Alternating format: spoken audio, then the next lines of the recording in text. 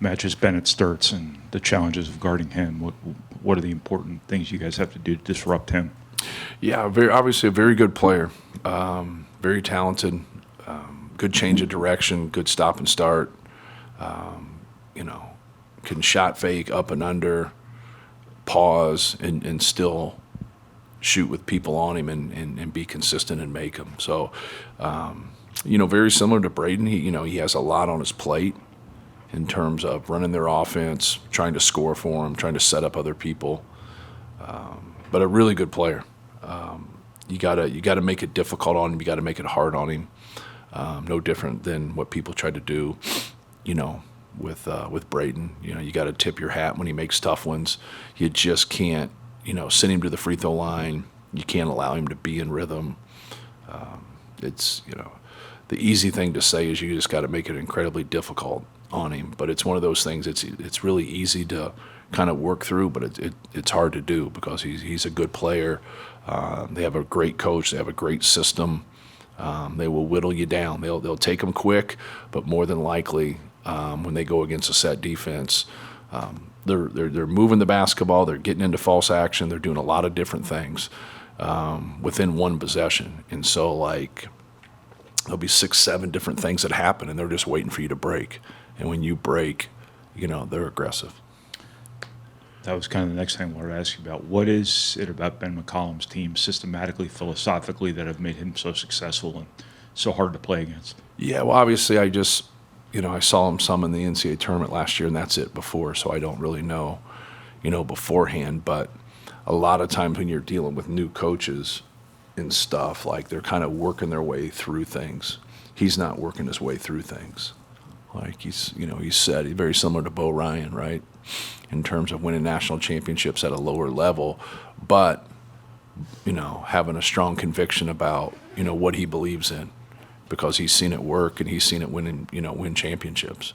As coaches, we all have doubt. You can't, you would like to think, well, you're the coach, you got all the answers. Well, it's really not the way to go about it because nobody has all the answers because it's competition and there's another team and they make adjustments.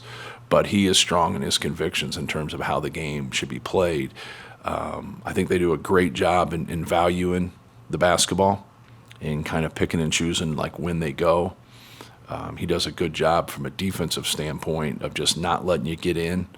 And they do a great job of protecting the paint. They do a great job of, when you do get in, of swarming the basketball and having active hands. They're a very, very active defensive team. So, you're going to get a little bit more credit for, offense. But if you ask me, which one, I would say, he's equally as good a coach from an offensive standpoint as he is a defensive standpoint. They just have a really good system.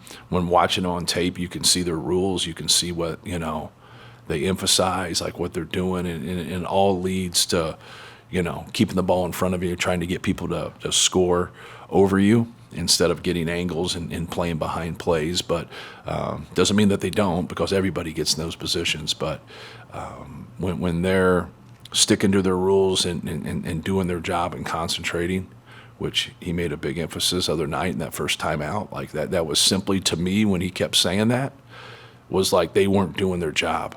They were getting off the rules that they have for them, and that's really basketball. Basketball is having a core set of rules. You're going to be able to deviate from them and play in the gray a little bit, but more than anything, stick to those rules, compete as hard as you can, and have fun, and good things are going to happen. Kind of going off of that, obviously a great job taking care of the ball last game. Is that amplified more with the way that they play and that possessions are probably going to be limited for you? Yeah. Not really. Each possession, you have to make your reads in terms of what the other team is doing. A lot of times, what you see on film is going to happen. Not all the time, but most of the time. And so I think, for us, being able to play a game in the Big Ten and only have 3 turnovers, is a great statement. But it's also something that we really harp on, just being fundamentally sound and making simple plays, no home runs. And I thought our guys did a good job of taking those, and at times those are some pull-ups, and at times it's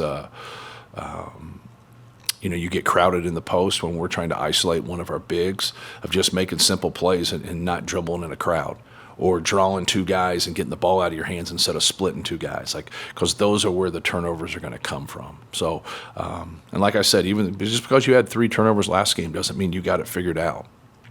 You just had it figured out for those 2 hours.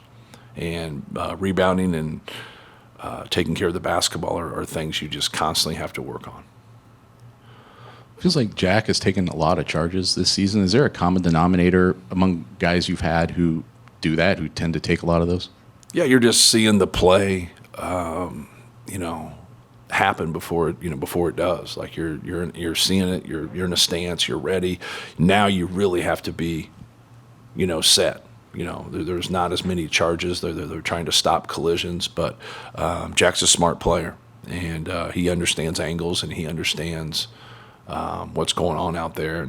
But you would think if he, obviously if he played more, you would have more of those opportunities. Like when he comes in the game, he's the one guy on our team that puts himself in that position more than anybody.